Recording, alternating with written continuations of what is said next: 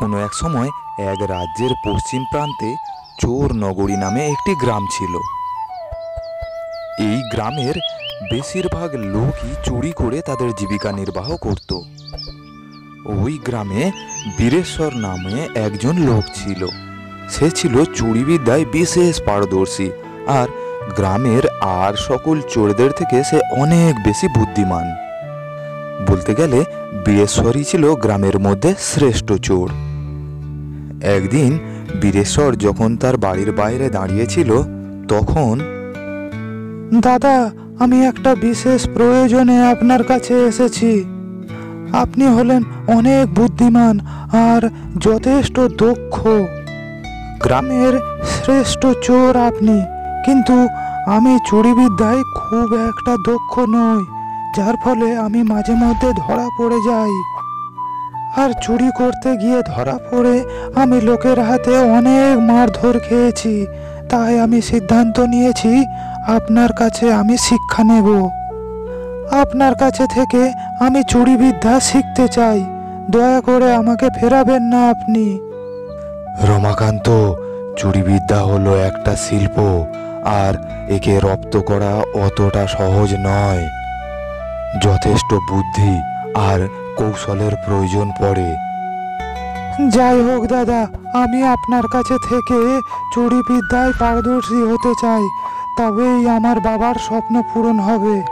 আমার বাবার ইচ্ছা আমি আপনার মতো দক্ষ ও শ্রেষ্ঠ চোর হই। রমাকান্ত, আমার শরীর ভালো নয়, আমি ভিন গায়ে যাব চিকিৎসার জন্য। আমি এখন তোমাকে কিভাবে শেখাই? আমাকে যে ভিন গায়ে পাড়ি দিতে হবে, সেইখানে থেকেই আমার চিকিৎসা করাতে হবে। ইদানিং আমার শরীরে আর জোর নেই তেমন, আর গাপিট যেন খুব ব্যথা করে, তাই আমার চিকিৎসা নেওয়ার খুব প্রয়োজন। বীরেশ্বর দাদা, আমাকে দয়া করে ফেরাবেন না। আমি আপনার সাথে ভিন গায়ে যেতে প্রস্তুত। এখন থেকে আমি আপনার ছায়ার সঙ্গী হলাম। আপনি যেখানেই যাবেন আমি আপনাকে সেবা করব। দয়া করে আপনি আমাকে সেই চুরিবিদ্যার কৌশলগুলি রপ্ত করান, আমাকে শেখান। এরপরে বীরেশ্বর রমাকান্তের গাড়িতে চেপে বসলো ও রমাকান্ত তার গাড়িটি নিয়ে ভিন রাজ্যে বীরেশ্বরকে চিকিৎসার উদ্দেশ্যে রওনা দিল।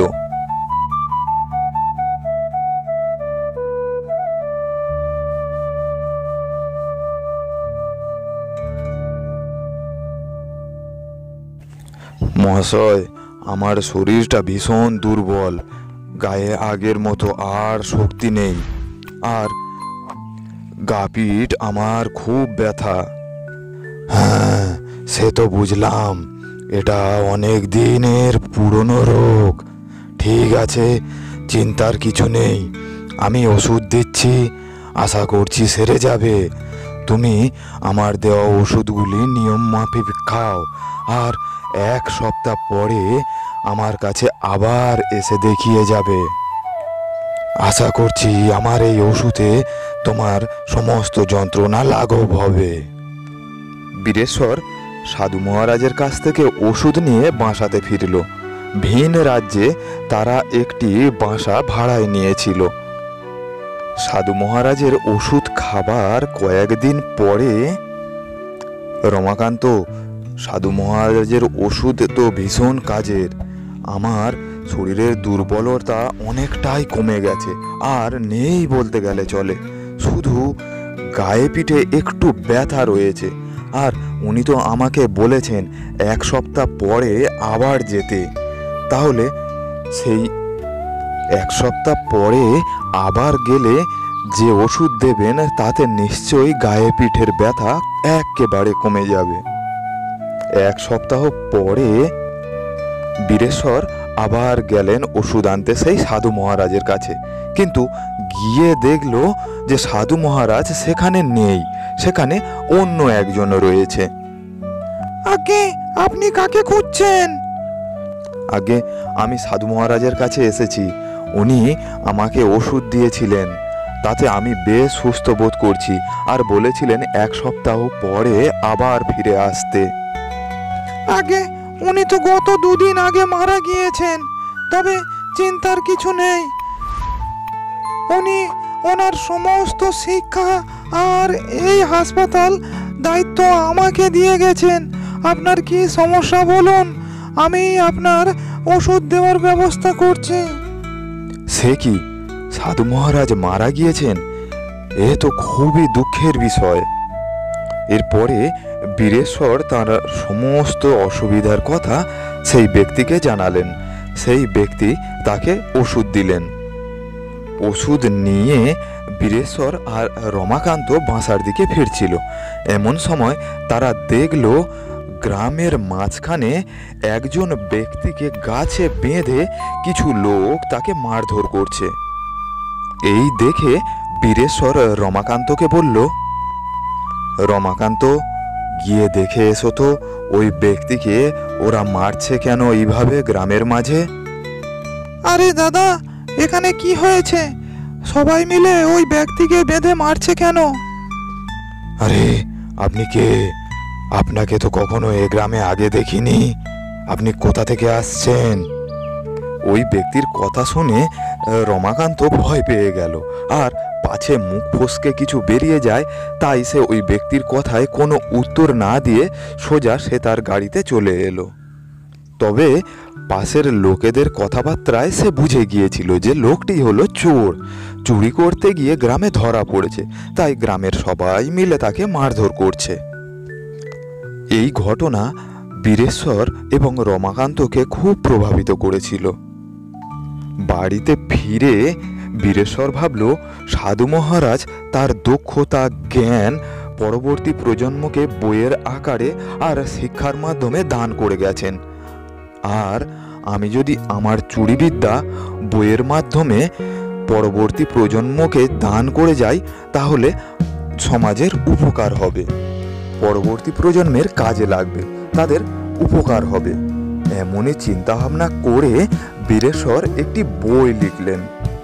যেহেতু বীরেশ্বর ছিল একজন দক্ষ, অভিজ্ঞ এবং শ্রেষ্ঠ চোর, তাই বইয়ের মধ্যে তার সকল জ্ঞান আর বুদ্ধির এবং চুরির কৌশল লিখলেন, যাতে চুরি করতে গিয়ে কেউ ধরা না পড়ে যায়।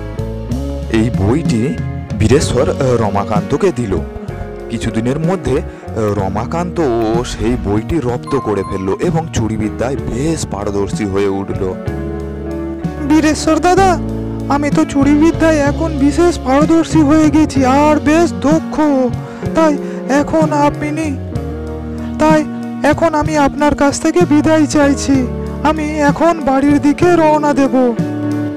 একদিন রমাকান্তের সাথে একটি লোকের দেখা হলো। দাদা, আপনাকে তো খুব চেনা চেনা লাগছে, কোথায় যেন দেখেছি। হ্যাঁ, গ্রামের মাঝে একদিন কিছু লোক আপনাকে মারধর করছিল। আগে হ্যাঁ, আমি চুরি করেছিলাম বলে তাই সবাই মিলে আমাকে মারধর করছিল, কিন্তু এখন আমি চুরি ছেড়ে দিয়েছি, আমি সৎভাবে জীবনযাপন করছি। আরে দাদা, চুরিবিদ্যা হলো একটা শিল্প, আর এর কৌশল জানা প্রয়োজন। তুমি এই বইটি রাখো। এই বইটিকে অনুসরণ করলে তুমি কখনোই আর চুরি করতে গিয়ে ধরা পড়বে না, আর চুরিবিদ্যায় তুমি অনেক দক্ষ হয়ে উঠবে। রমাকান্ত সেই লোকটিকে বইটি দিয়ে দিল। এরপরে গ্রামে প্রায় দিন চুরি হয়ে যায়, কিন্তু কেউ বুঝতে পারে না যে চুরি কে, কখন এবং কিভাবে করছে। চোরের জ্বালায় গ্রামের সকল মানুষ একেবারে অতিষ্ঠ হয়ে উঠল। একদিন রাজা মশাইয়ের দূত গ্রামে এসে ঘোষণা করলেন, শোনো শোনো শোনো সকল গ্রামবাসী, গ্রামে চোরের ভীষণ উপদ্রব হয়েছে। কেউ যদি চোরকে ধরতে পারো, তাকে নগদ 10 লক্ষ টাকা পুরস্কার দেওয়া হবে। তাকে জীবিত ধরে রাজা মশাইয়ের কাছে নিয়ে যেতে পারলেই নগদ হাতে হাতে 10 লক্ষ টাকা পুরস্কার। এদিকে চোরের উপদ্রবে বীরেশ্বরেরও রাতের ঘুম চলে গেছে। হায় হায়, গ্রামে এ আবার কেমন চোরের উপদ্রব হলো? চুরি চামারি করে যে সামান্য কিছু টাকা রেখেছি বুড়ো বয়সে সম্পদ হিসাবে, সেটুকুও কি চোরে নিয়ে যাবে? বীরেশ্বরের রাত্রে চোখে আর ঘুম আসে না। সে চোরকে ধরবার জন্য একটি কৌশল আঁটলো। আজ রাত্রে এই বণিকের বাড়িতে চুরি করব। বণিকের শুনেছি অনেক টাকা পয়সা রয়েছে। এই বণিকের বাড়িতেই আজ রাত্রে চুরি করব। রাত্রে বীরেশ্বর নিজের বাড়িতে ওত পেতেছিল, আর চোর সেই বীরেশ্বরের ফাঁদেই পা দিয়ে ফেলল। কি হে বাছা, তুমি এমন চুরির কৌশল শিখলে কোথা থেকে? কেউ তোমাকে ধরতেও পারছে না, কিন্তু আমার চোখে তো তুমি ফাঁকি দিতে পারবে না। আমিই তো তোমাকে ধরে ফেলেছি। আগে আমাকে দয়া করে ছেড়ে দিন, আমি আপনাকে সব বলছি। রমাকান্ত নামে একজন আমাকে একটি বই দিয়েছে। আমি আগে গ্রামে ছোটখাটো চুরি করতাম আর ধরা পড়ে খুব মার খেতাম। রমাকান্ত আমাকে একটি বই দিয়েছিল যাতে চুরির সমস্ত কৌশল রয়েছে। আমি সেই বইটি পড়ে চুরি বিদ্যা শিখেছি। ও, তুমি আমার বই পড়ে আমার বাড়িতেই চুরি করতে এসেছো? আমি তোমাকে ছেড়ে দিতে পারি একটা শর্তে, তুমি আর কখনো কোনো দিনও চুরি করবে না। এই প্রতিশ্রুতি দিলে তবেই আমি তোমাকে ছাড়বো, তা না হলে আমি তোমাকে রাজার কাছে ধরে নিয়ে যাব। ঠিক আছে প্রভু, আমি আপনাকে কথা দিলাম, আজ থেকে আমি চুরি বিদ্যা ছেড়ে দিলাম। বীরেশ্বর তখন মনে মনে ভাবল, সাধু মহারাজ চিকিৎসা বিদ্যা পরবর্তী প্রজন্মকে শিখিয়ে উপকার করেছে, আর আমি চুরি বিদ্যা পরবর্তী প্রজন্মকে শিখিয়ে কত বড় ক্ষতির মুখে ঠেলে দিয়েছি। এরপরে বীরেশ্বর আরও একটি বই লিখল, চুরির হাত থেকে কিভাবে রক্ষা পাওয়া যায়।